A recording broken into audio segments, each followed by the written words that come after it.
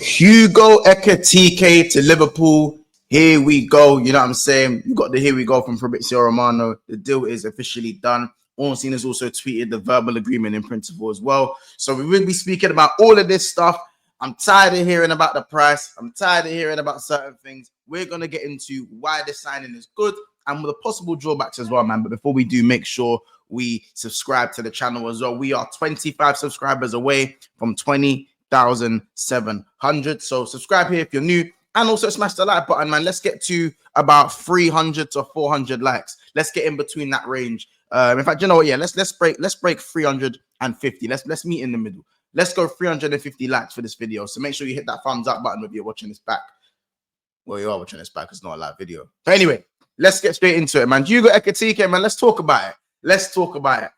Listen, I'm an honest guy. Nah, it's a lot of money. It's a lot of money.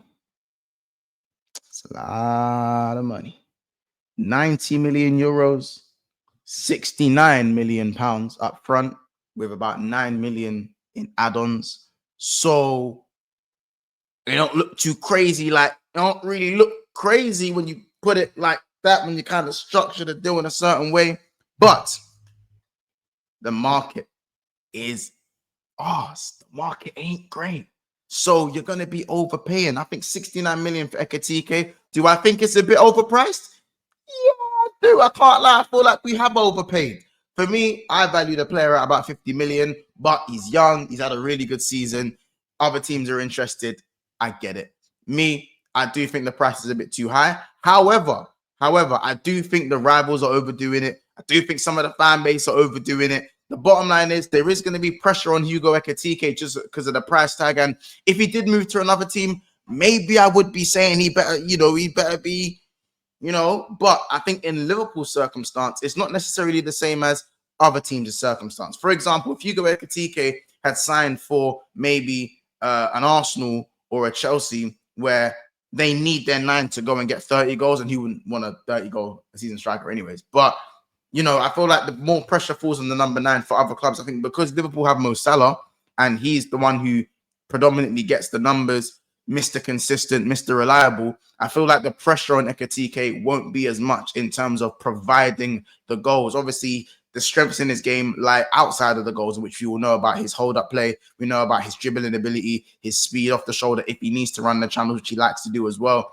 His technical, his link-up play, which people have kind of identified to me as something that is main strength. I've kind of looked at myself and done my homework and seen a lot of that as well. When you look at these things for Liverpool, I think there's a lot of things around our team and around our squad. When we get into the tactical breakdown in about 5 or 6 minutes, when we get to the tactical breakdown, I'll show you guys what I mean by that. But Hugo Ekitike, if Liverpool didn't have Mo Salah, Cody Gakpo was even less of a goal scorer, and we had a 10 in Szoboszlai who can score goals but isn't predominantly creative, then you kind of have to look at it and go, well, there's a lot. He better come in and score 20 from the jump.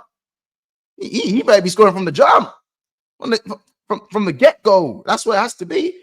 But when you have Mo Salah, the need for him to score 20, 30, it's not a must. It generally isn't a must. There's a lot less pressure, in my opinion. And Liverpool, I think we have the right tools to get the best out of Ekitike. I feel like it will be more so down to Ekitike if he doesn't hit the ground running and he doesn't predominantly do well for Liverpool. Now, obviously, he does have that sort of group stature. He is built like Isak. He is built like Joel Matip.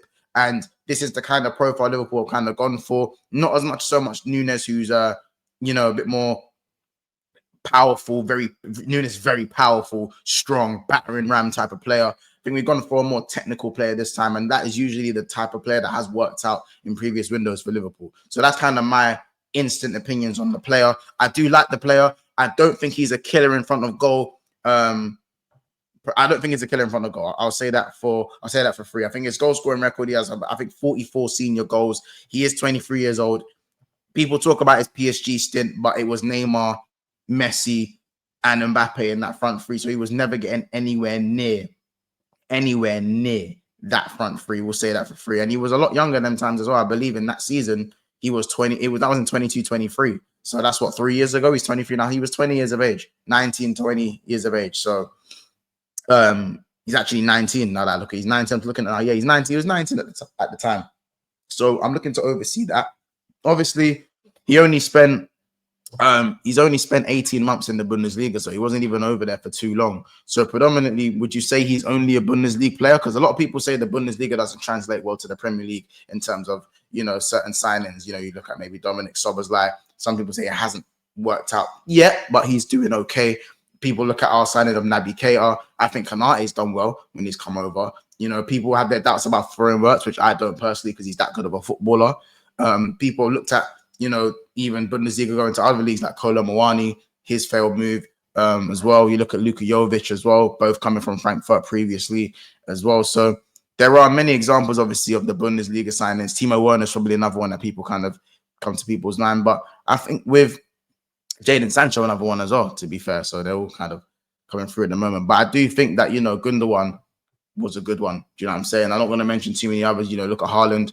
Haaland was predominantly in that Bundesliga and done very, very well when he's come over as well. So I think there are going to be, again, examples. Personally, as I said, I think defenders that have come over have done really well. You know, you look at Vardio, who's been exceptional, in my opinion, absolutely exceptional.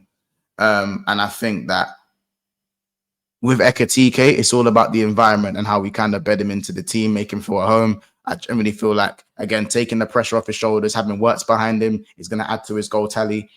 They both played in the same league. They probably have some sort of familiarity as well, coming from the same league. You got Mo Salah, who's a creative monster. You got Cody Gakpo, who loves the back post cross as well. So there's going to be many outlets in terms of creativity tactically. But let's go over to Twitter and let's obviously see. Let's have a read of the tweet so we can get the finer details, of course, from the tier one. So obviously we got Fabrizio Romano breaking the Here We Go news. Deal in place fee over 90 million euros for French striker to join from Frankfurt, potentially reaching to 95 million. 6-year move for Ekitike, valid until 2031. And he only wanted the Liverpool move. Yeah, you already know what it is. You know what I'm saying? Obviously, we've also got David Ornstein's on here. Outline agreement between Liverpool and Frankfurt for Hugo Ekitike to join LFC. Work needed to formally get it done, but expected in the next day or so. If all add-ons are met, club record sale currently looking at 95 million euros. And of course, we've got this one here where it says confirmed Liverpool will pay a fixed fee of 69 million pounds for Ekitike, and the add-ons will take it to 78, or just basically, let's just say 80 million, just shy of 80 million pounds. There's obviously going to be a lot of conversations about the price tag. You know, this boy is trending right now. 15 goals, one good season. It looks like a risk. It does look like a risk. But again, it's also about, again, I have to go back to the environment. I have to go back to Liverpool's ability to improve strikers, Slot's ability to improve strikers. And this is going to be one of Slot's signings where you have to look at and go, if it works, you give credit the manager. If it doesn't, you have to look at the recruitment. And Liverpool, again, we're predominantly very good when it comes to our recruitment. So I don't really have any doubts right now over the player. I'm not going to sit here and say I think he's going to go to the moon. I want him to go to the moon. I do like his characteristics. I do think in front of goal, I do have my concerns in front of goal, but I think we'll be okay. You know, you've got some of the statistics here as well. I'm going to move myself over to this side so I'm not in the way. But we've got some of our statistics as well. I wanted to compare him to Isak. Obviously, I know he's very much inferior to the boy Isak. Obviously, the man himself. What a player Isak is, by the way. And, you know, you're looking at, you know, Hugo Ekitike's expected goals. You're looking at his goals per game. In terms of getting his shots off and shooting, he does shoot more, predominantly more, or last season has shot more than Isak. But the thing is, that's how you know how Isak is just more clinical. You know what I'm saying? Less shots off target, less shots on target per game, and man is bagging more goals. It just shows, again, goes to show Isak is on business, like Isak on business. But I think Ekitike, I wanted to focus on the assists. He got 8 assists, you know, and I feel like that is a stat where he's not selfish. He likes to create. He likes to thread a pass if he sees it. If it's available, he'll make it happen. I think you look at his heat map, and he does tend to float around, not just in the box. He does tend to float around in this section here, in the opposition half. You can see where my mouse is. And these are things, again, that I'm sure Slot would have looked at and would have taken into consideration. You can tell he's a harder worker. That's one thing I'll say. He does work hard. If his interception 0.2, half a tackle per game, dribbles. Obviously, I'm not gonna look at dribbles, but yeah, he does. Liverpool are going to defend in that deep block sometimes, and I think Ekitike's stature is going to be useful for that. And of course, you look at his successful dribbles and ground duels. He wins his duels. Look at this: 46% aerial duels. Ground duels, 38%, 2.6 per game. And successful dribbles, of course, 46%, just shy of Isak's. And we know how good Isak is with his feet. So that's really positive as well. Now, whether that translates to the Prem, we'll have to see. But these are some really encouraging like data that we have, man. And obviously, we're going to share this tab as well, where we've got, of course, the starting 11. And you see, when I look at the creativity here, you can have Mo Salah hugging that touchline, you know, or you can even have Salah partnering Ekitike and getting really close and having Gakpo right up here, making it almost like a narrow front three. That gives Wirtz the space to kind of operate along this line, probably going to hug the left a little bit, and then it allows the wing backs to come forward. Frimpong, Kirkes loves the deep delivery, gives him 3 targets to aim for, and Wirtz to kind of clean up on the edge of this box. It's a box crusher, which I'm pretty sure he's done many times, as well as being a serial creator. So there's creativity wherever you look for Ekitike. There almost isn't an excuse not to flourish in terms of getting the opportunities and being provided for. Salah is a monster creator. When Salah's in this position here and you see that ball going across in this direction, it is very, very, very encouraging for Ekitike in terms of his positioning, his height. I'm pretty sure he's like 6'4". Gakpo's like 6'3". So we do have more height in the team now as well. You look at that ball from Salah. You look, if Salah does tuck in, you do get Frimpong occupying this position here with Gravy Boat and McAllister kind of chilling in. I just want to kind of go back to off the ball. I want to go back to this off the ball formation quickly. So guys, have a look at this. I want to go back to this off the ball formation, the flat 4-4-2. And when you look at the flat 4-4-2 or 4-4-1-1, it is going to look a bit something like this, or it's going to look something like this. This flat 4-4-2 here off the ball. And as soon as there's a breakaway, Salah's the one who's off. Ekitike is probably going to be the one to hold up the ball. Wirtz will probably be there available. And then you're going to see the wingers flying up the pitch. And it will look a little bit something just in terms of in transition. You have that kind of 4-2-2-2 formation that you've seen with Curtis Jones and Szoboszlai occupying these positions here before these two have been signed. So you kind of got to look at it and take the positives from the signing. Obviously, I'm a Liverpool fan, so you're gonna take the positives from the signing. I personally think that this is a signing for me that on paper looks good.